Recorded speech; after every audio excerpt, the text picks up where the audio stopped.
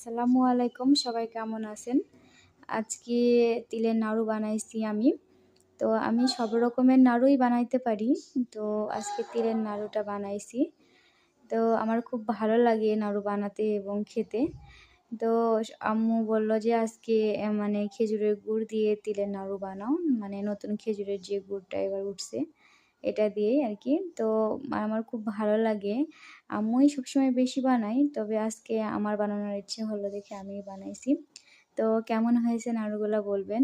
আর আমার মতো কার এই তিলের নাড়ু খেতে ভালো লাগে আমাকে জানাবেন। তো আজকে এই পর্যন্তই। সবাই ভালো থাকবেন। আবার কথা হবে ইনশাআল্লাহ। আর আমি যেন আপনাদের নতুন ভিডিও মানে দেখাতে পারি বা শেয়ার করতে পারি আপনাদের সাথে, তার জন্য দোয়া করবেন। আর আমার নাড়ুগুলা মানে খেয়ে সবাই অনেক পছন্দ করছে। আর আমারও অনেক ভালো লাগছে। আর এইটা বানানো খুব সহজ, কোনো কষ্ট হয় না। আপনারা যারা বানান বা তারা বুঝতে পারবেন যে এটা কেমন। তো আজকে এই পর্যন্তই। সবাই ভালো থাকবেন। আল্লাহ হাফেজ।